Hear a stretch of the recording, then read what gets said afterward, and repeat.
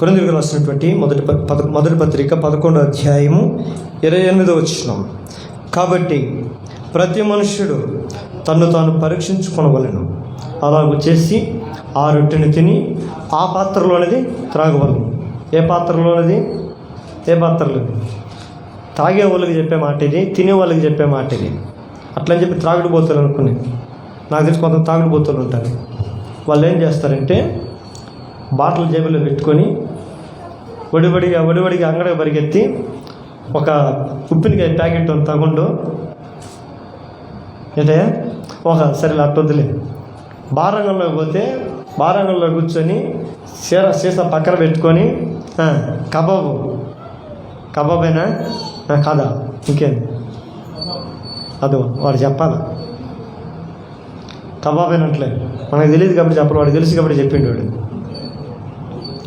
ఆ కబాబ్ వాడు పెట్టుకొని తాగుతూ చూసినావా? ఎప్పుడైనా చూసినావా? ఏది ఉప్పినికాయ రాసా రెండు కలిపే అంటే మహా కళాకారులు ఉండరు అయ్యాడా. నేను ఏమో అనుకున్నాను ఇక్కడ సతీష్ ఎట్టు అంటున్నాడు. నేను సతీష్ని చూస్తే అనుకో రాముడు మంచి బాలుడు అనే పదం సతీష్ చూసి పెట్టారేమనుకునేవాడు. నేను ఇప్పుడు అర్థమవుతుంది నాకు సమా డేంజర్ అని. చూడండి, అవి తినేటప్పుడు తాగేటప్పుడు ఏం చేయాలంట? పరీక్షించుకోకుండా అవసరం లేదా ఆడ. అయితే ఆ ముందు అదే ఇది అనుకున్నారు, మళ్ళా ఆడ చూసాం కదా, దాన్ని ద్రాక్షలు నంచుకోవడానికి రొట్టె అనుకున్నారు. ఆ స్వభావం మానాలి. ఏ స్వభావం? తాగుబోతుల స్వభావం మానాలి. ఇది మన ముందు ఉంచబడినటువంటి ఏంటిదయ్యా అంటే అక్కడ కొన్ని ఉంచబడతాయి. అయితే ఇక్కడ ఉంచబడింది ఏందయ్యా అంటే ఆ పరిశుద్ధమైన దానిది అంటాడు. ఏంటంట? ఆ పరిశుద్ధమైన బల్ల. ఏంటంటే దానికి ఒక ప్రత్యేకత ఉంది. అది నిన్ను పాడు చేసేది, ఇది నిన్ను బాగు చేసేది. ఆ పరిశుద్ధమైన దానిలో పాలు పంపులు పొందుకునే మనందరము కూడా మొట్టమొదటిగా పరీక్షించుకోవాలంట. నెంబర్ 1 ఏమి అర్థమైంది? ఏం చేయాలంట? ఏమని పరీక్షించుకోవాలి? నేను బాప్టిజం తీసుకొని ఉన్నానా? నెంబర్ 1. దానికన్నా ముందుగా, అది కూడా నెంబర్ 1 కాదు, అది లాస్ట్ అనుకుంటా నాకు తెలుసు కనుక. ఏంటది? మొట్టమొదటిగా ప్రభు బలలో పాలు పంపులు పొందుకునే ముందుగా మనం కొన్ని పరీక్షించుకోమని వాక్యం సెలవిస్తుంది. ఏంటి పరీక్షించుకోవాలి అని అంటే మొట్టమొదటిగా దేవుణ్ణి నమ్మామా? ఏంటి చెప్పాలా? నాతో పలకాల మీరు ఏంటంట? నేను దేవుణ్ణి నమ్మానా అనేది పరీక్షించుకోవాలి. ఇప్పుడు దీంట్లో మీరు అందరూ పాస్ అయిపోతారు నాకు తెలుసు ఆల్మోస్ట్ కదా. నేను దేవుని నమ్ముకున్నా రైట్. రెండవది, మారు మనసు పొందావా? ఏంటి? నెంబర్ 2 చెప్పాలి, మీరు చెప్పాలి, పలకాల. మారు మనసు పొందావా అనేది నెంబర్ 2. తర్వాత మారు మనసు నిమిత్తమై బాప్తిస్మమును పొందుకున్నావా? నెంబర్ 3. బాప్తిస్మము తీసుకున్నావా? 4. ఎందుకు తీసుకున్నావో తెలుసుకొని దాని ప్రకారం జీవిస్తున్నావా? నెంబర్ 4. ఇప్పుడు మనం పరీక్షించుకోవాలంటే ఏంటది? మొట్టమొదటిగా ఏం చెప్పాలా? ఏం చెప్పాను? నమ్మాలి. తర్వాత మారు మనసు పొందాలి. తర్వాత 3వదిగా బాప్టిజం పొందాలి. 4వదిగా తీర్మానం కొరకు బ్రతకాలి. ఈ 4 చాలా ప్రాముఖ్యమైనవి ప్రభు వలన పాల్గొనడానికి. కొన్ని వాటికి నిషిద్ధమని మనం బయట ప్రపంచంలో చూస్తూ ఉంటాం. ఏంటి అంటే 18 సంవత్సరాలు లోపల ఉన్న వారికి కొన్నింటిని వినియోగించే రైట్స్ లేవు. డిఎల్ ఇవ్వాలి అంటే దానికి వయసు కొద్దిగా ఉండాలి. నేను శ్యాము గారిని తీసుకోకపోతే డిఎల్ ఉందని, శ్యామునికి డిఎల్ ఉందా, వయసు ಎಷ್ಟು నిందో అన్నారు. ఎందుకు? వాడు చిన్నపిల్లడు అనుకోరు పాపం. వాడు డిఎల్ తీసుకుని దాకా నమ్మలా. వాడు డిఎల్ చూసి ఆయన ఆశ్చర్యపోయాడు. కానీ ఆయన నీకు డిఎల్ ఉంది, నేను ఇంకా పాలు దగ్గర పిల్లోడు అనుకున్నా కదా నేను చూసి, మహానుభావుడు నువ్వు అంటున్నాడు పాపం ఆయన. అంటే కొంత వయసు మనుషులకి ఏంటంట ఓటు హక్కు 18 సంవత్సరాలు నిండిన వరకే. పిల్లలందరూ తీసుకుని ఓటేసింది అనుకో, ఒక మనిషి 4 కానీ ఉండే వీళ్ళందరూ కానీ ఓటేసేస్తే ఇక మా భారీ మెజారిటీ లేదు. కానీ ఓటు హక్కు కూడా రావాలి అంటే ఏం చేయాలి? దానికి ఒక వయో పరిమితి ఉంది. ప్రభు బలలో కూడా పాలు పంపులు పొందుకోవాలంటే కొన్ని పరిమితులు ఉన్నాయి. ఆ పరిణితి నీలో ఉందా లేదా అని పరీక్షించుకోవటమే క్రైస్తవుని యొక్క జీవిత విధానం. ఈ ప్రభు బల దగ్గర మనం చేయాల్సింది ఏందయ్యా అంటే పరీక్షించుకోవటం. ఇవన్నీ నాలో ఉన్నాయా ఉంటే మంచిది. ఆ జీవిత విధానంలో ఒకటి కావాలని దేవుడు కోరుకుంటున్నాడు. అంటే దేవుని కొరకు జీవించే వారిలో దేవుడు చూసేది ఏంటయ్యా అంటే వాళ్ళ స్థాయిని చూడటం, వాళ్ళ స్థితిని చూడటం. వాళ్ళ గొప్ప వల్ల తక్కువ వల్ల, ఉన్నోడా లేనోడా, తక్కువ జాతుడా ఎక్కువ జాతుడా, ఉత్తముడా అధముడా, లోకంలో మంచి పేరు పొందుకున్నాడా పేరు పొందుకోలేనివాడా, అవన్నీ చూడటం మన దేవుడు. మరి ఇంకేం చూస్తాడు? ఆయన కొరకు జీవిస్తున్నప్పుడు నీ గుణాన్ని చూస్తాడు. ఏం చూస్తాడు? నీ గుణాన్ని చూస్తాడు. నీ డబ్బు చూడ్డు, నీ హోదా చూడ్డు, నీ స్థితిని చూడ్డు, నీ గొప్పతనం. లోకంలో మంచి కలెక్టర్ అయి ఉండొచ్చు, ఖ్యాతి కలిగిన వాడు అయి ఉండొచ్చు. అది ఈ లోకంలో దేవుని దగ్గర కానే కాదు. నేను లోకంలో గొప్పని అని అనుకున్నవాడిని కూడా గడ్డి తినిపించాడు మన దేవుడు. నెబుకద్నెజరు నాకు మించిన వాడు ఎవడున్నాడు ఈ లోకంలో అన్నాడు. వాడిని ఏం చేశాడు దేవుడు? వంగించి గడ్డి తినిపించాడు. అప్పుడు గడ్డి తింటూ నీళ్ళు తాగడానికి పశువు వలె కాలువలో నీళ్ళు తాగడానికి పోయి ఆయన ముఖం చూసుకుంటుంటారు. నీటిలో ఆయన ముఖం కనపడద్దంట. ఆయన ముఖం నీళ్ళలో చూసుకున్నప్పుడు ఒక విచిత్రమైన జంతువు వల్ల మారిపోయినాడంట. గడ్డము, ఇంటికలన్నీ అంటలు కట్టి అన్నీ ఎట్లా ఉంటాడు? అడవి జంతువు ఎట్లా ఉంటుంది అట్టగా మారిపోయాడంట. అసలు ఆయన ఎట్లా నడుస్తున్నాడు తెలుసా? కిరీటం మీద సింహాసనం మీద కూర్చొని ఇంత పెద్ద బంగారు కిరీటం పెట్టుకొని, రాజవస్త్రాలు ధరించుకొని, ఇటంటే పరిగెత్తే భటులు, సెలవిస్తే చేసే మనుషులు, ఆయన అధికారం కలిగిన వాడు. అలాంటి కానీ వాడు పోయి మురుగుంతలు కానీ నీళ్ళు తగ్గే పంది పిల్లలాగా తయారైపోయాడు. ఎందుకన్నా బతుకి పంది బతుకు? నేను ఒకప్పుడు బ్రతికిన బ్రతికేంటి? నేను ఒకప్పుడు జీవించిన జీవితం ఏంటి? అసలు దేనికి అసలు ఈ స్థితి రావటానికి ఏంటి అంటే లాస్ట్లో ఒకటి అర్థం చేసుకున్నాడంట. ఇదంతా చేసేవాడు ఒక ఆయన ఉన్నాడు. ఆయన తెలుసుకుంటే గొప్పవారిని తక్కువవారిగాను, తక్కువ వారిని గొప్పవారిగాను మార్చగలిగి భూమి మీద ఆయనకి ఇష్టమైనట్టుగా ఏదైనా చేయగలిగిన సైన్యములకు అధిపతి యెహోవాను ఒకడు ఉన్నాడు అని నేను తెలుసుకుంటుని అంటాడు. అబ్బా, ఎప్పుడు బుద్ధి గడ్డి తిన్నప్పుడు అంటాం కదా. ఈ దేవుడు భౌతికంగా నీకు సంబంధించిన స్థితిని చూసేవాడు కాదు, నీ స్వభావాన్ని చూస్తాడు. నీ స్థాయిని కాదు, నీలోని గుణాన్ని చూస్తాడు. ఈ పరిశుద్ధ గ్రంథంలో కొంతమంది సుగుణాలు కలిగినటువంటి భక్తులు ఉన్నారు, మన గమనానికి వస్తారు.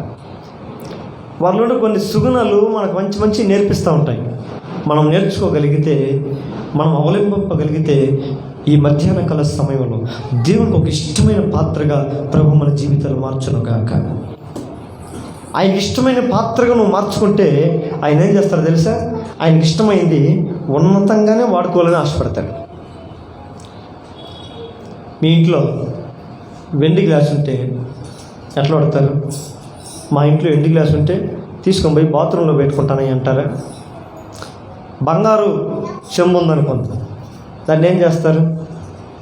ఇంకా బంగారు చెంబు ఉంటే తాగడానికి ఇంట్లో ఏడంటాడు పెడతారు, కుండల మీద, ఇటు మీద, వాటి మీద పెట్టేసి వెళ్ళిపోతారా? తాగడానికి పనికొచ్చింది అంత తాగం, దాన్ని దాచిపెట్టుకుని ఆడ బ్యాంకు లాకర్లు ఆడబెట్టుకుని ఉంటాం. తాగం ఉందంతా. ఏ మామూలు చెంబు అనుకున్నావా? అది మామూలు చెంబు కాదు, బంగారు చెంబు. అన్నిటికంటే బంగారం ఉంది ఒకటి ఉంటుంది. ఒకరోజంట ఒక సేవకుడు ఒక ఇంటిని దర్శించడానికి, ప్రార్థన చేయడానికి వెళ్ళాడంట, నా వైపు చూడడానికి. సేవకుడు ఆ సంఘంలోకి వస్తున్నటువంటి ఒక విశ్వాసరాల కుటుంబాన్ని దర్శించడానికి ఇంటికి వెళ్ళాడంట. ఇంట్లోకి వెళ్తాని ఆ సిస్టర్ ఏం చేసిందంటే పాస్టర్ గారిని ప్రేమతో ఆహ్వానించి, పాస్టర్ గారు ఈరోజు ఏమైనా సరే మీరు మా ఇంట్లో భోజనం చేసి వెళ్ళాల్సిందే అంటే, చాలా సంతోషం అమ్మా, సరేలేని చెప్పి ప్రార్థన అంతా అయిపోయిన తర్వాత భోజనాన్ని పెట్టానంట. భోజనం చేసుకొని ఇంటికి వెళ్ళిపోయాడంట. ఇంటికి వెళ్ళిపోయిన తర్వాత మరుసటి రోజు ఆదివారం ఆమె చర్చికి వచ్చిందంట. చర్చికి వచ్చిన తర్వాత పాస్టర్ దగ్గరకు వచ్చి ఒక మాట అయిందంట, పాస్టర్ గారు ప్రార్థన చేయండి. ఏమ్మా, ఏ విషయం బట్టి అంటే, ఏం లేదండి, మా ఇంట్లో బంగారు స్పూన్, వెండి స్పూన్ ఒకటి ఉండాల్సింది కనపడలేదు అని చెప్పిందంట. అరే, ఎక్కడ పెట్టారమ్మా? ఏం లేదు, ఆ రోజు మీరు వచ్చారు మా ఇంటికి, పాయసం చేసి ఎండు స్పూను మీకే ఇచ్చా, ఆ రోజు అట్లా పెట్టి ఇచ్చా కప్పులో, ఆ రోజు నుంచే కనపడలేదు అంటే, అమ్మా పొరపాటుని అట్లా దొంగను కదమ్మా, మీ ఇంట్లో వెండి స్పూను నేను తీసుకుని ఉన్నాను అట్ట పాస్టర్ గారు నేను అంటదాన్ని అనట్లేదు, పోయిందని చెప్తున్నా అంతే, కనపడట్లేదని చెప్తున్నా. బాగా ఎతకపోతుంది కదమ్మా, ఇల్లంతా బాగా ఎతకాల్సింది కదా. అయ్యో, ఇల్లంతా జల్లిడి పెట్టామండి, ఇల్లంతా ఎతికాం, ఎక్కడ దొరకలేదు. ఇప్పుడు వారం అయింది, ఇప్పుడు కూడా ఇంకా అడిగితే బాగుండదని వారం తర్వాత మిమ్మల్ని అడుగుతున్నా. అయ్యో, వారం అంతా ఎతికిన ఇంట్లో దొరకలేదమ్మా? దొరకలేదు పాస్టర్ గారు. సరేలే, మంచిదిలేమ్మా, ఆ వెండి స్పూను ఎక్కడుందో నాకు తెలుసమ్మా అన్నాడంట. అవునా, ఎక్కడుంది పాస్టర్ గారు? ఆ ఎండు స్పూన్ ఏమో నేను ఎక్కడ పెట్టలేదమ్మా, నువ్వు బైబిల్ చదువుతావు కదా, నీ బైబిల్లో పెట్టేసి వచ్చేసానమ్మా అన్నాడంట. ఇప్పుడు నాకు బట్టి అర్థమైంది, నువ్వు బైబిల్ అసలు చదివేదానివి కాదని. నువ్వు బైబిల్ చదువుతా లేదో పరీక్షించడానికై నేను ఆ వెండి గిన్నె కాస్త, ఆ వెండి స్పూన్ కాస్త నీ బైబిల్లో పెట్టి నేను వచ్చాను. నువ్వు అన్నీ ఎతికావు కానీ, అన్నీ గాలించావు కానీ, బైబిల్ మాత్రం చదవం దానివల్ల నాకు తేట తెల్లమైపోయింది. నీ బైబిల్లో ఉంది, వెండి స్పూన్ తీసుకోపో అని చెప్పాడంట. సిగ్గుతో తల తెచ్చుకునేదంట మాస్టర్. ఈ రోజులు కూడా అనేక మంది క్రైస్తవులు దేవుని వాక్యాన్ని ధ్యానించడం ఎందుకు చెప్తాను తెలుసా? దేవుని వాక్యాన్ని ప్రతిదినం ధ్యానించడం అదొక సుగుణం. ఆమేన్. ఏంటది? ప్రతిరోజు ఉదయమున సాయంకాలమున దేవుని వాక్యమును ధ్యానించడం అది సుగుణం, అంటే మంచి గుణం. ఆ మంచి గుణం నీకు రావాలంటే నువ్వు అది ప్రతిరోజు వాక్యాన్ని చదువుతూనే ఉండాలి. ఆ మంచి వాక్యాన్ని, ఆ పరిశుద్ధ వాక్యాన్ని నువ్వు చదవంగా అందులో ఉన్న పరిశుద్ధమైన మాటలు నీ జీవితాన్ని, నిన్ను ఏం చేస్తాయి? పరిశుద్ధపరుస్తాయి. నువ్వు పరిశుద్ధపరచబడిన తర్వాత ఆ వాక్య ప్రకారం నువ్వు జీవితాన్ని మార్చుకుంటూ ముందుకు వస్తున్నప్పుడు నీలో కొన్ని గుణగణాలు మారిపోతూ ఉంటాయి. మార్పు కలిగిన జీవితంతో నువ్వు నడుస్తున్నప్పుడు ఆ జీవితమే నా దేవుడికి ఇష్టమైన జీవితంగా మార్చబడుతుంది. అప్పుడు నేనేం చేస్తాడు తెలుసా? ఒక వెండి పాత్రగా మార్చుకుంటాడు, ఒక బంగారు పాత్రగా మార్చుకుంటాడు. ఆ బంగారు పాత్రగా మార్చుకున్న నిన్ను బంగారుని ఏ స్థానంలో పెట్టాలో ఆ స్థానంలోనే ఆయన పెట్టుకొని దానికి విలువిస్తాడు. అర్థమవుతుందా? రాబోయే రోజుల్లో నా కుటుంబాన్ని దేవుడు ఒక విలువ కలిగిన కుటుంబంగా చూడాలి, నా కుటుంబాన్ని ఒక ఉన్నతమైన కుటుంబంగా నా ప్రభు చూడాలి ఆశపడుతున్న ప్రతి క్రైస్తవుడు దేవుని దృష్టిలో సుగుణాలు కలిగినటువంటి క్రైస్తవుల వలె ప్రభు మార్చునుగాక. దేవుడు అందరి పడల ఆయన ఆశ కలిగిన వాడే, అందరినీ ప్రేమించేవాడే. ఒక మాటలో చెప్పనా? యోహాను సువార్త అంటాడు, దేవుడు లోకమును ఎంతగానో ప్రేమించను. ఎంతగానో అంతే. నువ్వెంత దూరం పోతే అంత, నువ్వెంత పరిగెడితే అంత. మేము చిన్నప్పుడు కథలు చదువుతూ ఉండాలి. ఒకడికి భూమి అంటే చాలా ఆశ, అంటే వాడికి పేరాశ ఆశ ఎప్పుడు దురస్థ సస్తా ఉంటాడంట. వాడు ఆశతో వాళ్ళ ఇంట్లో వాళ్ళని ఇబ్బంది పెడతాడంట, వాళ్ళ కుటుంబంలో ఉన్న బంధువులందరినీ ఇబ్బంది పెడతాడు, చుట్టుపక్కల వాళ్ళని ఇబ్బంది పెడతాడంట. వాడికి ఏదైనా దొరికితే అది నేను సొంతం చేసుకోవాలని దానికోసం ఎంత స్థాయికైనా దిగజారిపోతాడంట. విసుగు చెందినటువంటి అనేకులు రాజు దగ్గరకు పోయి, రాజుగారు మేము వాడితో భరించలేకపోతున్నామండి, వాడి దురాశతో మేము బ్రతకలేకపోతున్నాం, వాళ్ళ ఇంట్లో భార్య, వాళ్ళ బిడ్డలు, వాళ్ళ కుటుంబమే సమాధానం లేని స్థితి, ఇలాంటి వాడికి నుంచి మాకు విముక్తి కలిగించండి, దయచేసి మాకు ఏదైనా సహాయం చేసి వాడి నుంచి మాకు విడుదల కలిగేటట్టుగా పరిష్కారం చెప్పండి అంటే, రేపు వాడిని తీసుకురండి నా దగ్గరికి, వాడి సంగతి అది నేను చూస్తాను అన్నట్టండి. ఏరా ఏం ఆశరా నీకు? నాకు ఆశ లేనిది అది చెప్పు నువ్వు అన్నాడంట. ఫస్ట్ రాజుగారు అన్నాడంటే, ఏం ఆశరా నీకు అంటే, నాకు ఆశ లేదు అది చెప్పు నువ్వు ఫస్ట్, నాకు అన్నీ ఆశ అన్నాడంట. అవునా? భూమి అంటే ఆశ అంటే, భూమి అంటే ఆశ ఏంది? అవసరమైతే భూమిని అంతా ఆక్రమించుకోవాలని ఆశ ఉందని నాకు అన్నాడంట. అయితే ఇదిగో నేను నీకు మాట ఇస్తున్నాను, నువ్వు ఈ నుంచి పరిగెత్తి ఎక్కడ దాకా ఆగకుండా నువ్వు నాన్ స్టాప్గా పరిగెడతావో అంతవరకు నీదే భూమి అని చెప్పేటండి. ఆ మాట చెప్పకముందు, పూర్తి కాకముందే ఎదుర్కొన్నాడు రన్నింగ్కి. పరుగో అవతలలో రే ఏడిగిరా పరిగెడుతున్నావు అంటే మాటలు లేవు. పరిగెడుతున్నాడంట, పరిగెత్తి ఇక్కడ ఆగిపోతేమో, ఎడకి ఆగిపోతేమో, ఇంకా నాకు కావాలి పరిగెత్తి అలిసిపోయి గుండె ఆగి ఒక కూలబడి తెచ్చాడంట. ఇంకా పేడ ఎరగడైపోయిందని అనుకున్నారంట పాపం జనాలంతా. అట్లా దురాశ మంచిది కాదు. అయితే ఏ ఆశ కలిగి ఉండాలి తెలుసా? మనం దేవుడు నన్ను చూస్తే ఆశ కలిగిన వ్యక్తి వల్ల ప్రభు నన్ను మార్చునుగా కానీ వరకు ఉండాలి. ఆయన నిన్ను నీ ఎడల ఆయన ఆశపడితే, నీ ఎడల ఆయన ఇష్టం కలిగితే, ఇక నీ ఇష్టాలన్నీ ఆయనే, నీ కష్టాలన్నీ ఆయన బాధ్యతలే. ఆమేన్. నీ కష్టాలు తీరిపోవట్లేదా? నీ శ్రమలు తీరిపోవట్లేదా? నీ కన్నీరు తొలగిపోవట్లేదా? అంటే ఒకటే పరిష్కారం, నువ్వు ఇప్పుడు ఈ క్షణంలోనే దేవునికి ఇష్టడిగా మార్చబడతావు గాక. నువ్వేం చేయొద్దు, నీ కష్టాలు తీర్చుకోవడానికి నువ్వు శ్రమ పడద్దు, నువ్వు బాధలు పడద్దు, ఇబ్బందులు పడద్దు. ఒక్కటి చెయ్యి, నీ ఉన్న చోటులోనే, ఉన్న పాటునే నీ హృదయాన్ని దేవుడికి అర్పించుకో. దేవా, అన్ని పరిస్థితుల్లో నేను నీకు ఇష్టమైన వాడిగా ఉంటాను. మరి నా కష్టాలు మాత్రం చాలా ఉన్నాయి.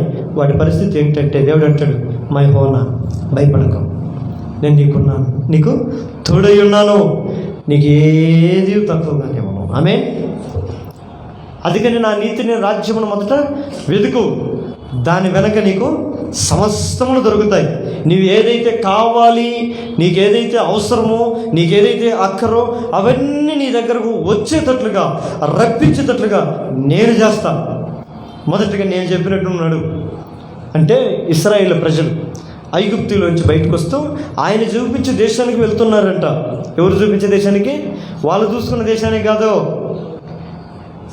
నేను చూపించు దేశమునకు మీరు వెళ్ళాలి అన్నప్పుడు ఆయన చూపించే దేశానికి ఇశ్రాయేలు ప్రజలు ఐగుప్తులోంచి తట్ట, బొట్ట, మోట, ముళ్ళు అన్నీ సర్దుకొని తల మీద పెట్టుకొని బయటకు వచ్చేసారంట.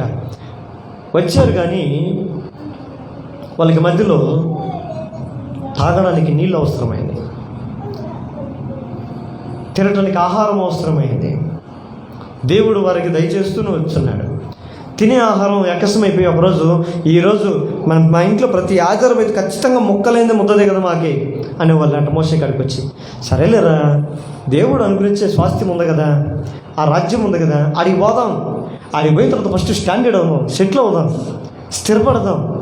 స్థిరపడిన తర్వాత దేవుడు మనకు అన్నీ ఇస్తాలే, అప్పుడు కావాలంటే పండగ చేసుకుందాం, పార్టీ చేసుకుందాం అని అంటే, లేదు నాకు ఇప్పుడే కావాలన్నారంటే వీళ్ళు. ఏం కావాలా? మాంసం కావాలి, మంచి లెగ్ పీసులు కావాలి. సరేలే, మీ ఇలా కోళ్ళు ఉన్నాయి కదా, కోసుకోవడం, తినరా కోళ్ళు అంటే, కోళ్ళు వైరుగా కోళ్ళు తిని సాలైపోయింది, చికెన్ తిని సాలైపోయింది. మా కోళ్ళు వద్దు, చికెన్ వద్దు, ఇంకేం కావాలా? పూరీలు, కౌజులు కావాలా. అబ్బా రే, మనం ఉండేది ఎడారిరా, కౌజులు ఉంటాయా? మనం పోతుంది ఎడారి మార్గంలో కౌజులు ఎట్ట వస్తాయిరా? దరిద్రులరా, ఆశకు ఒక హద్దు ఉండమనిలే. అయినా మాకు తెలియదు. అసలు ఎడారిలో తీసుకొని వచ్చింది నువ్వు. ఫస్ట్ నేను దండాలు పట్టుకొని ఇక్కడ తీసుకొని వచ్చి మా బ్రతుకులు ఎడ చేస్తాం. రే, ఇంకొద్దిగా పెట్టండి, ఎడారి దాటుకుంటాను, ఊరి దగ్గర వెళ్తాం, అడవి వస్తుంది, అడవిలో కావాల్సిన కౌజులు ఉంటాయి, పూరీలు ఉంటాయి, పట్టుకొని తిందాం లేరా అంటే ఇంకా సనగడం స్టార్ట్ చేస్తారంట, కొనగడం స్టార్ట్ చేస్తారంట.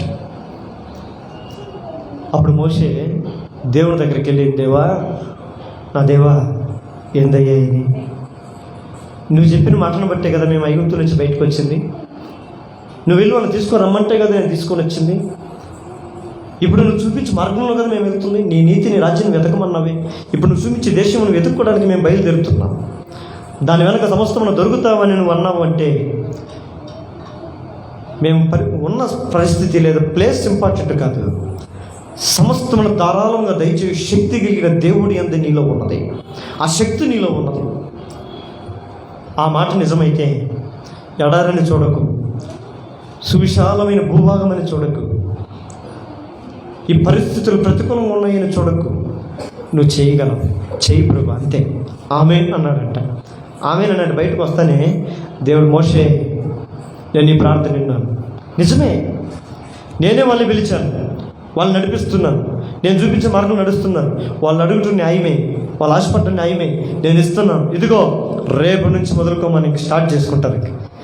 లోకంలోని నలుమూల నుండి పూరెళ్ళన్నీ వాళ్ళ ముందుకు వచ్చి పడతాయి అని అంటే మోషే వెళ్ళి చెప్పాడంట, ఇదిగో ఇశ్రాయేలు ప్రజలారా, మీరు మాంసం కోసం అల్లాడారు కదా, చికెన్ మటన్ అని అల్లాడారు కదా, రేపు నుంచి చూసుకోండి, ఇంకా దేవుడు పంపిస్తున్నాడు, ఎన్ని కావాలంటే అన్ని పూరేళ్ళు పట్టుకొని తినండి అని చెప్పేసి వెళ్ళిపోతే ఇలా, అబ్బే భలే చెప్పు నువ్వులే, ఏదో మన మీద కోపం వచ్చినట్టుంది రైలుకో మోసకో, సరేలే పోయా అని చెప్పుకొని ఇంట్లో పోయి పడుకున్నారంట. ఆ టైం అయింది, ఆ టైం రానే వచ్చింది. దేవుడు చెప్పిన టైము, నలువైపుల నుంచి పూరేళ్ళు గుంపులుగా వచ్చి వారు ఉన్నటువంటి ఆ ప్రాంతంతో కుప్పలుగా పడ్డాయంట. ఎట్లా పడ్డాయి? సచ్చి కాదు, ప్రాణంతో ఉండేవి. మళ్ళీ సచ్చిని తినకూడదని మళ్ళీ ధర్మశాస్త్రం దేవుడికి తెలుసు. ప్రాణంతో ఉండేవి. వారి ముందు వచ్చి కుప్పలుగా పడితే వీళ్ళు ఎట్ట పడ్డారు తెలుసా? కుప్పల మీద కుక్కలు పడినట్టు పడ్డారు.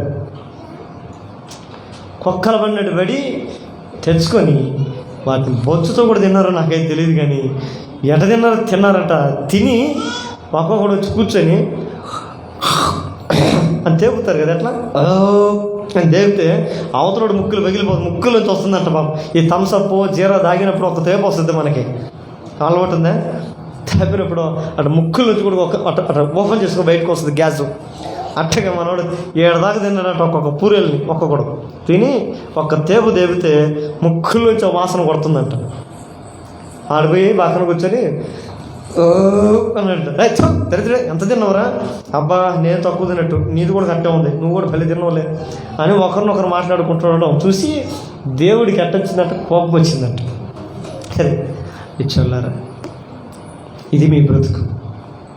నేను చూపించే ఆ శాస్త్రమైన దేశం కంటే కడుపు నింపుకొని భూమిలో పోయి విడిచేసే దాని కొరకే మీరు ఇంత తపన పడిపోతున్నారే. దీనికన్నా శ్రేష్టమైంది నేను ఇచ్చే దేశం కదా, నేను అనుగ్రహించే దేశం మీకు శ్రేష్టమైంది అనిపించలేదా? మీ గుణం మంచిది కదా, మీ స్వభావం మంచిది కదని అక్కడ వారి మీద కోప్పడినప్పుడు అంట, వారి పళ్ళల్లో మాంసం అంట మనం తిని హోటల్లో తిని ఒక కడ్డీ వేస్తారు కదా, స్టిక్ ఇస్తారు, ఇటు గీక్కుంట బయటకు వస్తాం. అట్ట వాళ్ళ పళ్ళల్లో మాంసం ఇరుక్కొని ఉందంట. వారి శ్వాస వాళ్ళకి తగిలితేనే గందరగోళంగా ఉందంట. వాళ్ళందరూ కుప్పలు తిప్పలుగా పడి రాలి చనిపోయిరే ఒక బయట. ఎంతది? దేన్ని ఆశించి మాంసం. ఈరోజు కాకపోతే ఇంకొకరోజు తినొచ్చు కదా, ఈరోజు కాకపోతే ఇంకొకరోజు, ఆ రోజు కాకపోతే ఇంకొక రోజు తినొచ్చు, తప్పే ఉంది. కానీ దేవుడు మన జీవితంలో ఇచ్చిన వాగ్దానం ప్రధానమైనది.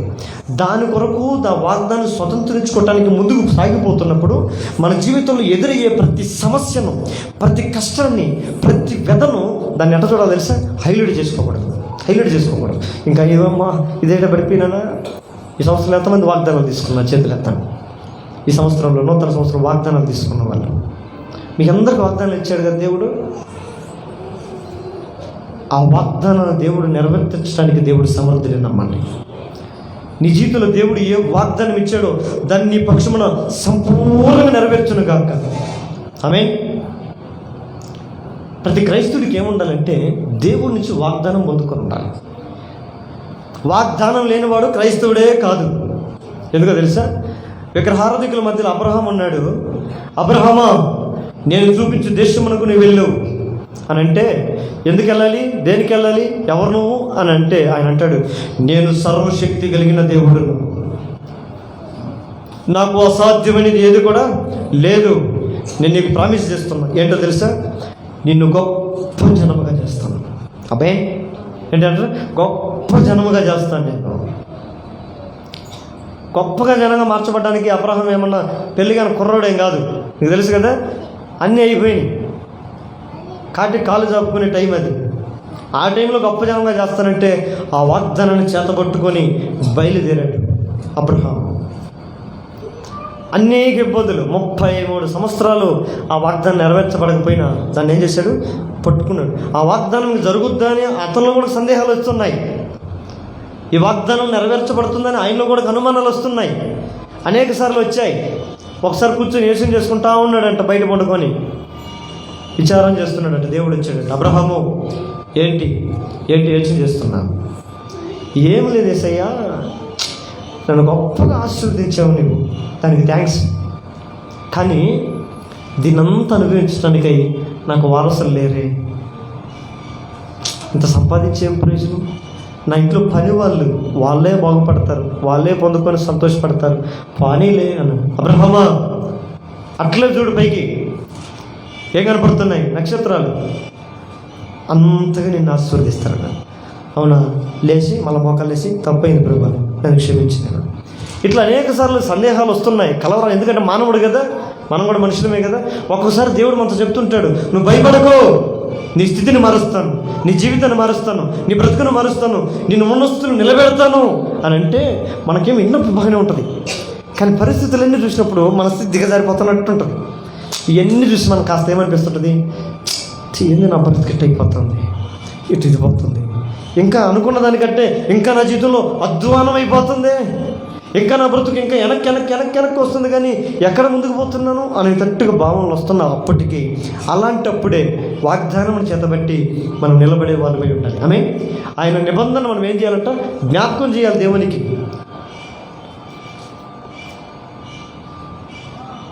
నోవాహుకు అదే చెప్పాడు. నోవాహుకు ముందు చెప్పాడు, దేవుడు కోపాన్ని బట్టి జలప్రలయం రప్పించి భూమి అంతా సర్వనాశనం చేశాడంట. సర్వనాశనం చేసిన తర్వాత ఇక మళ్ళీ ఎప్పుడు నాశనం చేయకుండాట్లుగా ఒక దాన్ని ఏం చేశాడు ఆయన? ఒక గుర్తును పెట్టాడు, ఒక ధనుస్సును అంట, మనం ఏమంటాము? ఇంద్రధనుస్సు అంట, రెయిన్బో, అది పెట్టాడు. అప్పుడు దాన్ని చూసినప్పుడల్లా ఆయన ఏం చేశాడంట? జ్ఞాపకం చేసుకుంటాడు, ఇంకా భూమిని నేను వర్షంతో నింపకూడదు, నాశనం చేయకూడదని. అందుకని అది ఎప్పుడు మంచి ఎండాకాలంలో వస్తుందమ్మా, అది రెయిన్బో. వర్షం వచ్చి ఆగిపోగానే, మబ్బులు లేయగానే, చినుకులు పడి తగ్గిపోగానే అటు ఊరు పెట్టాడు, ఆ కొండల సైడ్ కనపడుతుంటుంది మనకి.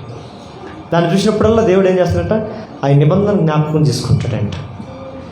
ఆయన తంటాడు నోవాహు, ఇదిని బట్టి నేను దాన్ని గుర్తుగా పెట్టున్నాను, దాన్ని చూసినప్పుడల్లా నా నిబంధన నేను జ్ఞాపకం చేసుకుంటాను. నీ చేతిలో ఉన్న వాగ్దానము దేవుడిచ్చిన వాగ్దానం అని. నీ కష్టాలు వచ్చినప్పుడు, శ్రమలు వచ్చినప్పుడు, కన్నీరు, బాధ, ఇబ్బంది, నీ స్థితి దిగజారిపోతూ కిందకు వస్తున్నప్పుడు నువ్వేం చేయాలి తెలుసా? నువ్వు ఎక్కడో పెట్టిపోయిన వాగ్దానం ఎక్కడో మర్చిపోయి ఉంటావు. కొంతమంది కనపడవు, జనవరిలో తీసుకొని అట్టే పోయి ఉంటాయి, పాత రోడ్లో పడిపోయి ఉంటాయి, కొంతమంది ఇంకేడాడో పడిపోయి ఉంటాయి. ఎంతమంది దగ్గర ఉంది వాగ్దానం? జనవరిలో డిసెంబర్ 31 తీసుకున్న వాగ్దానం ఎంతమంది దగ్గర ఉంది? ఆ వాగ్దానాన్ని ఎప్పుడైనా నీ కష్టం వచ్చినప్పుడు తీసుకుని చేతులు పట్టుకున్న దాఖలు ఉన్నాయా? నీ స్థితి వెనక్కి దిగజారిపోతున్న పరిస్థితి వచ్చినప్పుడు ఆ వాగ్దానం ఒక్కసారి బయటికి తీ, దేవా ఇది నేను తీసుకున్నది కాదే, ఇందులో రాసినది నా మాట కాదే, నాకు ఎందుకు ఇచ్చావయ్యా వాగ్దానం? నేను మంచివాడిని కాదని తెలుసు నీకు, నా మనసు స్థిరమైనది కాదని తెలుసు నీకు, నేను అయోగ్యునని తెలుసు నీకు, తప్పిపోతానని తెలుసు నీకు, తొలగిపోతానని తెలుసు నీకు, అయినప్పటికీ నువ్వు వాగ్దానం నాకు ఇచ్చావు. ఇప్పుడు నేను అవిశ్వాసిని కాకుండా, తొట్టిల్లేవని కాకుండా, పడిపోయేవని కాకుండా, ఇదిగో నన్ను బట్టి కాదు, ఏంటంటే నన్ను బట్టి కాదు, నీవిచ్చిన మాటను బట్టి నాకు న్యాయం చేయి, అవే నీవిచ్చిన వాగ్దానం బట్టి నన్ను జ్ఞాపకం చేసుకో అని ఒక చిన్న ప్రార్థన చేయి. దేవుడు వెంటనే ఏం చేస్తాడయ్యా? నిన్ను జ్ఞాపకం చేసుకుంటాడు. నేను జ్ఞాపకం చేసుకొని తిరిగి తన పనిని మొదలు పెడతాడు. అలా అని చెప్పి నేను మర్చిపోయేవాడని కాదు, నువ్వు ఆ వాగ్దానాన్ని జ్ఞాపకం చేసుకోవాలని నీ జీవితంలో శ్రమని ఆయనే అనుమతిస్తాడు. ఏంటంటే నేను మర్చిపోతానని కాదు దేవుడు, ఆయన ఇంకా మా దేవుడికి మతి మరిపోడా, ఇంకెందుకు ఆయన నమ్ముకోవడం అనుకుంటారేమో. మర్చిపోడు. నిన్ను ఆయన మాట వైపు త్రిప్పటానికి, నిన్ను ఆయన వాగ్దానం వైపు నడిపించడానికై నీ జీవితంలో ఆయనే కొన్ని కష్టాలను అనుమతిస్తాడు. గో ఇబ్బంది పెట్టు ఎట్టయినా కానీ మనం ఏం చేస్తామంటే, మనం చేసి పొరపెట్టామంటే ఆ ఇబ్బందుల్లో కొట్టుకొని దేవుడికి దూరంగా కొట్టుకొని వెళ్ళిపోతున్నాం. ఏం చేస్తున్నాం? ఆ వరదలో కొట్టుకొని దేవునికి దూరంగా వెళ్ళిపోతున్నాం. అందుకోసం శ్రమ నిన్ను ఏం చేయకూడదంటే ముంచకూడదు. శ్రమలో నువ్వు దేవునికి మొరపెట్టాలి. శ్రమలో దేవునికి నువ్వు స్తుతులు చెల్లించబడిపోయి ఉండాలి. ఆ ముందు నిలబడిన పేతురుని దేవుణ్ణి పేతురు చూశాడంట. యేసయ్యా, నీవే నా సముద్రం మీద నడుస్తుంది. ఎస్, నేనే. యేసయ్యా, నువ్వు నిజంగా సముద్రం మీద నడుస్తూ వస్తుంటే ప్లీజ్ గివ్ మీ పర్మిషన్. నేను కూడా సముద్రం మీద నీ దగ్గరికి నడిచి వచ్చేటట్లుగా నాకు సెలవు, ప్లీజ్ గివ్ మీ పర్మిషన్ అని అడిగితే దేవుడు అన్నాడంట, ఓకే పేతురు, అలాగే వచ్చేయి, భయపడకు, వచ్చేయి అంటే సముద్రం మీద 1, 2, 3, 4 అడుగులు వేసాడంట. 4 అడుగులు వేసే తక్షణమే వచ్చేదంట. అదే ఇటు పక్కన పెద్ద శబ్దం సముద్రంలో. ఒక్క దెబ్బకి తీసి చూసి మునిగిపోతున్నాడు. కానీ పేతురు చేసే పని ఏంటంటే ఎదుటనున్న దేవుణ్ణి మాత్రం మర్చిపోవాలి. ఆమె శ్రమలున్నాయి, కష్టాలున్నాయి, బాధలున్నాయి, ఇబ్బందులున్నాయి, నిన్ను ముంచి వేసే, నిన్ను త్రొక్కి వేసే, నిన్ను అణిచివేసే పరిస్థితులు నీ ముందున్నాయి. కానీ మునిగిపోతున్నాడు కూడా పేతురు కూడా.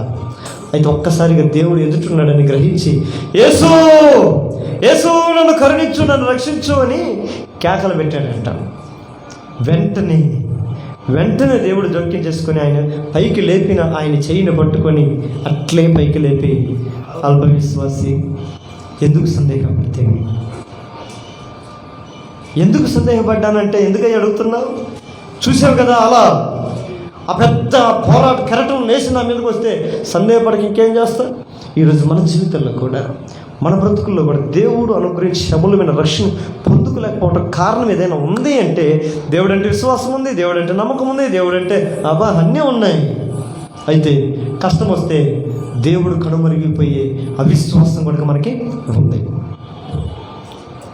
ఆ అవిశ్వాసం చాటును పడిపోయినా సరే నీ చెయ్యి పైకెత్తు, చెయ్యి పైకెత్తే, యేసయ్యా నీ మీద విశ్వాసం ఉంది, కానీ నా శ్రమ, నా కష్టం, నా పరిస్థితి నన్ను ఈ రీతిగా మారుస్తుంది, please help me, please help me అని కేకలై దేవుడు నిశ్చయముగా నీ చేయి పెట్టి ఈ మధ్యాహ్న కాలం నీ ఉన్న స్థితిలో వచ్చి నా దేవుడు నిలబెట్టును కాక. ఏ స్థితిలో పడిపోయి ఉన్నావో, ఏ స్థితిలో దిగజారిపోయి ఉన్నావో, ఏ స్థితిలో నష్టపోయి ఉన్నావో, ఏ స్థితిలో అనగారిపోయి ఉన్నావో, ఈ మధ్యాహ్న కాల సమయంలో నా దేవుడు నీ స్థితి నుండి నీ బ్రతుకును మార్చును గాక. అలా అవ్వాలి అంటే పరిష్కారం కూడా ఆయనే చెప్తుంది. ప్రార్థించే సుగుణం కలిగి ఉండు. ఏ గుణం? ప్రార్థించే గుణం కలిగి ఉండు. మొదటిగా ఏం చేయాలి? వాక్యం చదివే సుగుణం ఉండాలి. వాక్యం అన్నీ చదువుతున్నా, నీ ఎన్ని జరుగుతాయని నమ్మకం ఉన్నా, నీ కష్టం నిన్ను అణిచివేస్తుంటే ఆ పరిస్థితి నుంచి బయటికి రావడానికి ప్రార్థించే సుగుణాన్ని నువ్వు కలిగి ఉండు. మొదటిది ఏం కలిగి ఉండాలంటమ్మా? పరీక్షించుకోమని దేవుడు వాక్యం చెప్పాడు కదా. ఇప్పుడు మనం ఏం పరీక్షించుకోవాలి? నేను వాక్యం చదువుతున్నాను, ఎస్, నేను ప్రతిరోజు ప్రతి ఉదయం సాయంకాలం సమయం దొరికినప్పుడల్లా నేను దేవుని వాక్యాన్ని పఠిస్తున్నాను, ధ్యానిస్తున్నాను.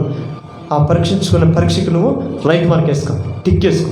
లేదు నేను ఎప్పుడు బైబిల్ చదవను, ఉదయం చదవలేదు, మధ్యాహ్నం చదవను, నాకు ఆ సమయం దొరికినప్పుడు చదవను, నాకు ఏడ సమయం ఉంది, ఫోన్ చూసుకునేది సమయం సరిపోవట్లేదు నాకు అని అంటే నీ ఫోన్ పక్కన పెట్టి ఇది మొదలుకొని వాక్యం చదువుతానని తీర్మానం చేసుకొని చదివి నీ పక్కన దాని మీద రైట్ మార్క్ వేసుకో.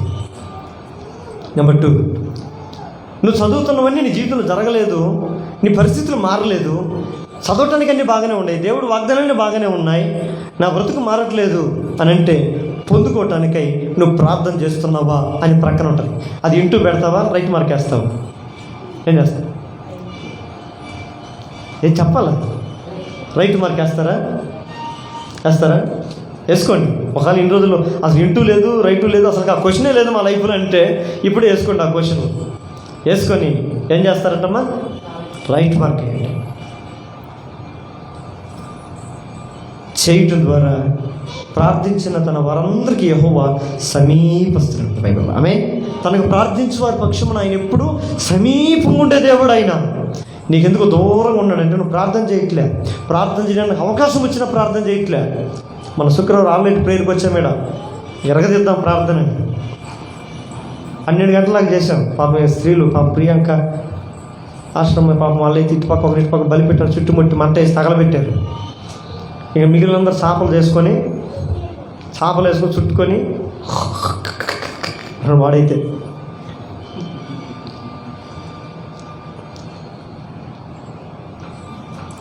ప్రార్థన మన జీవితాన్ని మారుస్తుంది.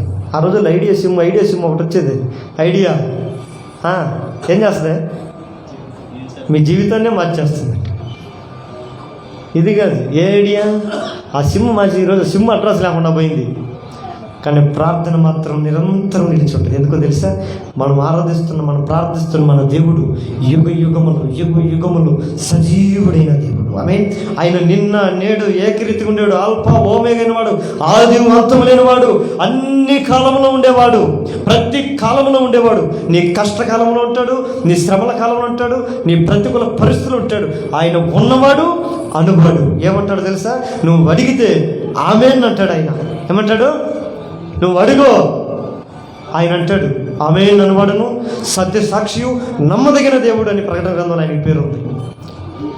నువ్వు ప్రార్థన చేయవు, ఇంకా ఆమేన్ అని ఆయన అంటాడు. నువ్వు ప్రార్థన చేయవు, నీ బ్రతుకు మారదు, నీ జీవితం మారదు. ప్రార్థన చేయలేని జీవితం నీలో ఉంటే ఈ మధ్యాహ్న కాల సమయంలో ప్రార్థన పరుడుగా నా ప్రభు మార్చును గాక. ఒక కొర్నేలి ఒక మంచి ప్రార్థన పరుడు. ఆయన ప్రార్థన చేస్తున్నాడు. ఆ ప్రార్థన చేసి ఏమయ్యాడంటే గొప్పవాడయ్యాడంట. ఏమయ్యాడు? చెప్పాలి. ఆయన చేస్తున్న ప్రార్థన బట్టి గొప్పవాడయ్యాడంట. ఎంత గొప్పవాడంటే ఆ ఊరిలో ఒక మంచి పేరు పొందుకున్నాడు. కొర్నేలి లాంటి గొప్ప భక్తిపరుడు. ఆయన ప్రార్థన చేయటం ఎందును, ధర్మకార్యాలు చేయటం ఎందును ఉన్నతమైన వాడు. ఒకరోజు దేవుడు దూత ఆయన ప్రత్యక్షమైపోయి, కొర్నేలి, నీ ప్రార్థన దేవుని దగ్గరకు చేరిందయ్యా, చాలా సంతోషం అంటే, అలా అని చెప్పి నీ ప్రార్థన దేవుడికి నీకు మాత్రమే ఉండిపోకూడదు. ఇంకా దేవుడితో నువ్వు చేస్తున్న ప్రార్థన ఇంక నీకు నాకు చాలే, ఇంకా ఒకరితో సంబంధం లేదు అనుకునేటట్టు ఉండకూడదు. దానికి దేవుడు ఇష్టపడలా. నీ భక్తి జీవితంతో కూడుకున్న నీ ప్రార్థనని ప్రపంచానికి అవసరమైనట్లుగా నా ప్రభు మార్చబోతున్నాడు. ఎవరి ప్రార్థన? ఒక కొర్నేలి ప్రార్థన, తన రక్షణ కొరకు చేసుకున్న ప్రార్థన, తన జీవితం కొరకు చేసుకున్న ప్రార్థన తనకు మాత్రమే పరిమితం కాకుండా ప్రపంచానికే ఆధారం ఉన్నట్లుగా, ప్రపంచానికే ఆశ్చర్యం ఉన్నట్లుగా ఈ దినమున నీ ప్రార్థన నా దేవుడు మార్చబోతున్నాడు అని అంటే కొర్నేలి ఆశపడ్డాడంట. అయ్యా, నా కోసమే ప్రార్థించటంటే నేను ఇతరుల కోసం కూడా ప్రార్థన చేస్తాను, నాకు సంతోషం. ఏం చేయమంటావు అని అంటే, పలానా దిగ్గ నా సేవకుడు పేతురు ఉన్నాడు, పాస్టర్ గారు, నీ ఇంటికి పిలిపించుకో, దానికి ఏమేం కావాలో అన్నీ నీకు చెప్తాడు, నీకు బోధిస్తాడు, నీకు తెలియజేస్తాడు, దాన్ని బట్టి నువ్వు ముందుకు పోవచ్చు అంటే ఆయన అక్కడ పంపిస్తాడు. ఆయన తీసుకొస్తాడు.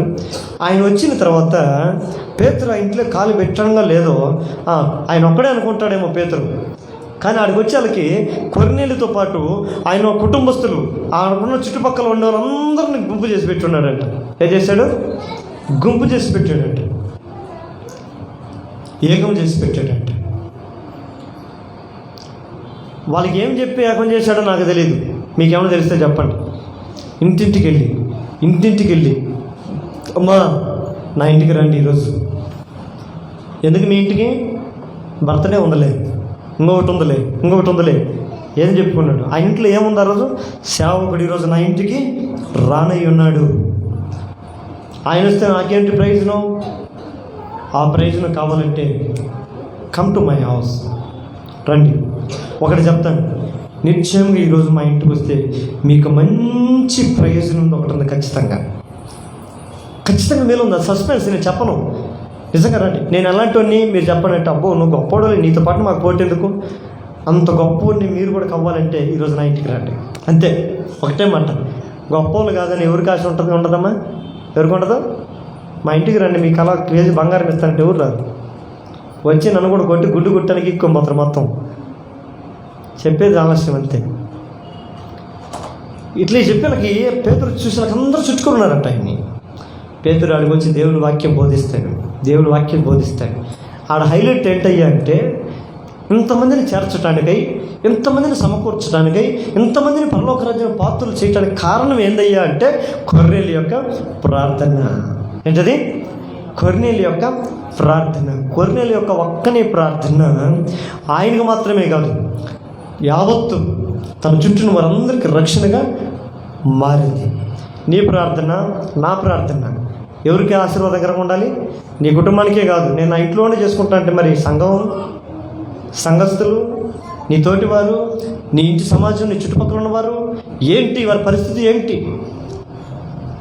4 గోల మధ్యలో చేసి చేసి చేసి చేసి చేసి చేసి ప్రార్థన. కొర్నేలికి చాలు ఆ ప్రార్థన. కమ్ టు అవుట్ సైడ్, బయటకు వచ్చాయి. నీ ప్రార్థన ఇంకా సంఘానికి తెలియజేయాలి.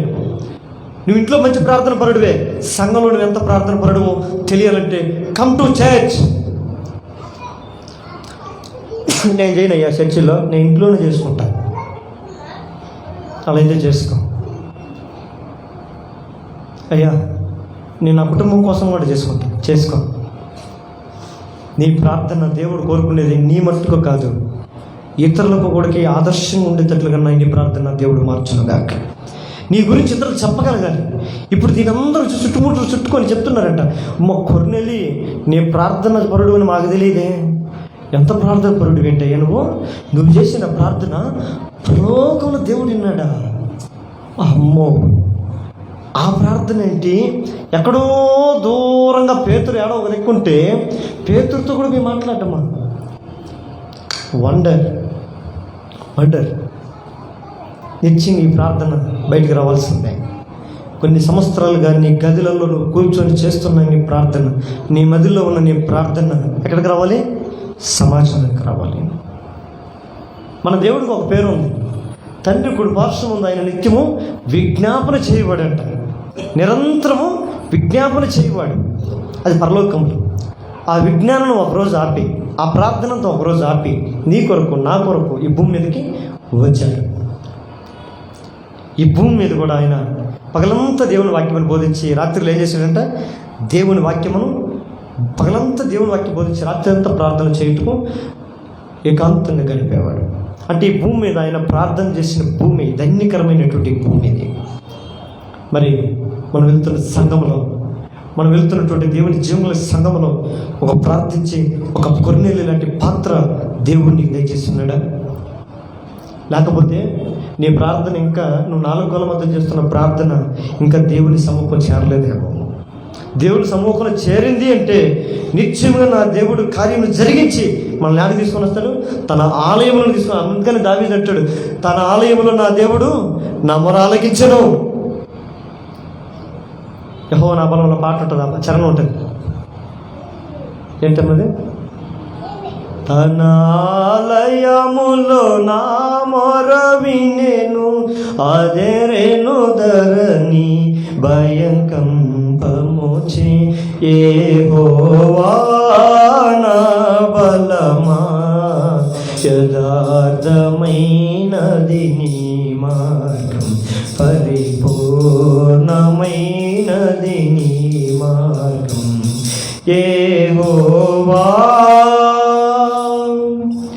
ఆ బలం 4 గోల మంది పొందుకున్నాడు. ఆ బలం ఇటు పొందుకొని ఇప్పుడు లేచి వచ్చాడు బయటికి. కమాన్, ఇప్పుడు నేను ఎక్కడికైనా వెళ్తున్నా, నేను ఎక్కడ వెళ్ళి ప్రార్థన చేస్తే అక్కడ కార్యాలు జరుగుతాయి. ఆమె బయలుదేవతలకు ప్రార్థన చేసే వాళ్ళు చేసుకోండి, ఫస్ట్ మీకే ఆప్షన్ ఇస్తున్నారు, చేసుకోండి అన్నాడు ఏలియా. కానీ కేరేతు వాగు దగ్గర, పర్వతాల దగ్గర, కొండల దగ్గర, గుహల దగ్గర దాగి దాగి దాగి దాగి కొన్ని సంవత్సరాలు ప్రార్థన చేసుకొని శక్తిని పొందుకొని బయటకు వచ్చాడు ఒకరోజు. ఆ శక్తిని పొందుకొని బయటకు వచ్చి అక్కడ ఏమంటాడు తెలుసా? ప్రార్థన చేయడానికి బలం ఉన్న మొదట భక్తిహీనులకు అవకాశం ఇస్తాడు. మీరు చేయండి, ఎన్ని సంవత్సరాల నుంచి చేస్తున్నారు ప్రార్థన, చేయండి, ఒక్క కార్యమన జరుగుతుందా మీ బ్రతుకుల్లో? చేయండి అంటే ఇంక దొరికింది ఛాన్స్ అని చెప్పి వాళ్ళు ప్రార్థన చేయరంట. పొద్దున మొదలుకొని సాయంకాలం దాకా ప్రార్థన చేస్తే ఒక్కటి కూడా జరగలేదంట. ఇంక విసుగు పుట్టి చేతిలో ఉన్న కత్తులు తీసుకొని ఒళ్ళు కూడా కోసుకుంటున్నారంట. ఆ రక్తమును చూసి రావాలా, మా దైవమా దిగిరా దిగిరా దిగిరా దిగిరా అంటున్నారంట. యాపాకులు కొట్టుకొని చింత తీసుకొని చింతమీలు తీసుకొని ఒళ్ళంతా పగలు కొట్టుకుంటున్నా కానీ దేవుడు రాలేదండి. కాపాడు చాలు, చీకటి పడిపోతుంది.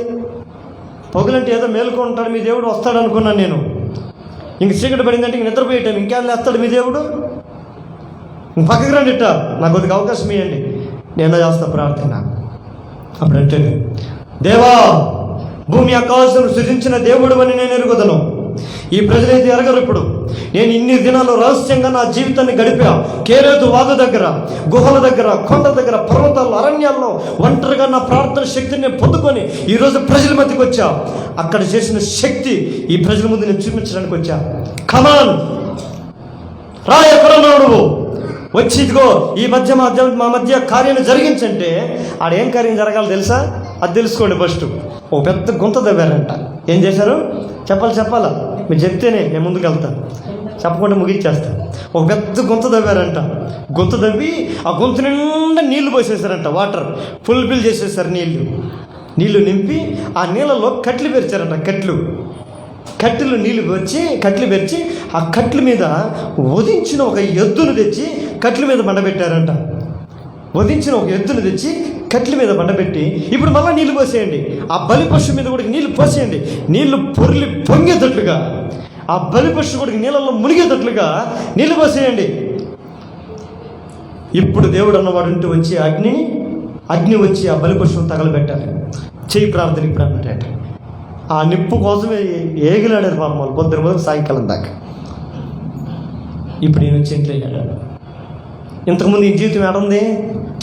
ప్రార్థన చేయడానికి కేరేతు వాగు దగ్గర, ప్రార్థన చేయడానికి కేదార్ అరణ్యాలలో, గుహలలో, 4 గోళ్ళ మధ్య, గుట్టలలో, చెట్లలో చేసుకొని ఆ ప్రార్థనని ఇప్పుడు ఎంత బలమైనదో చూపించడానికి ఒక బలమైన సైనికుడు వలె, క్రీస్తు చేసినందుకు సైనికుడి వలె నువ్వు పోరాటం చేయి, యుద్ధం చేయి అన్న మాటని బట్టి ఒక సైనికుడి వలె బయటకు వచ్చాడు సమాజంలోకి.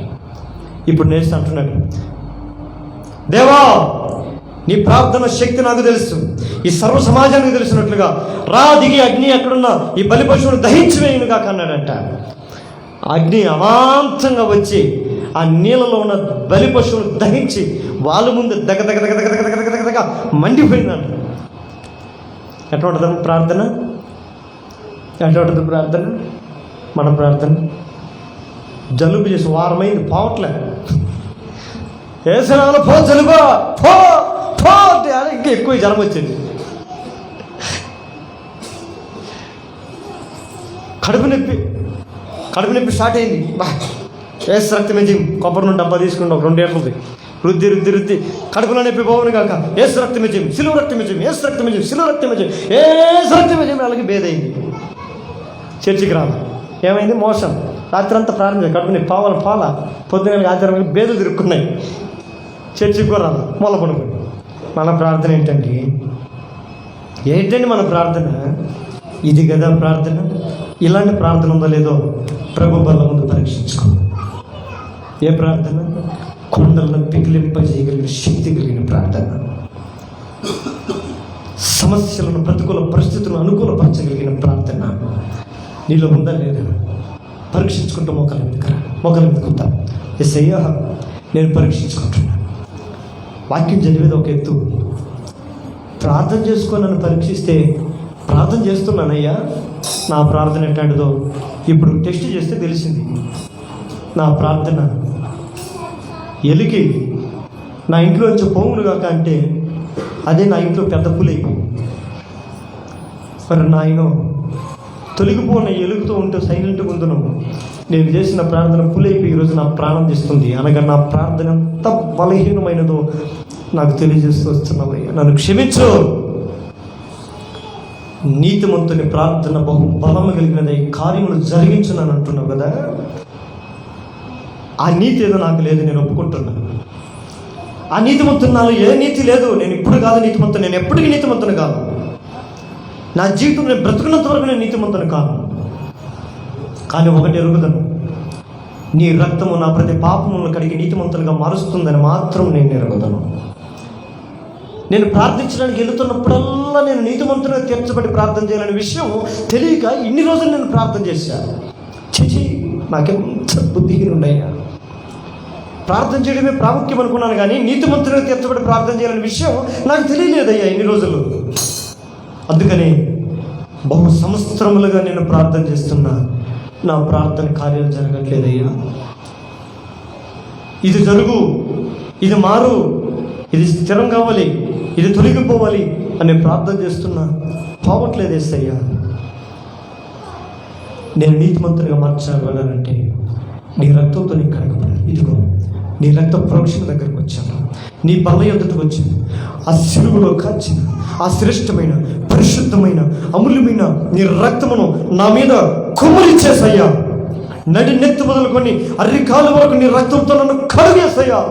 నాలో పరిశుద్ధపరచబడని కడగబడని ఏ అవయము నాలో లేకుండా ఈ మధ్యాహ్నకాల సమయంలో నీ రక్తంతో నా ప్రతి అవయమును యేసు రక్తంతో కడగబడను గాక. కడుగేసయ్యా, కడుగు.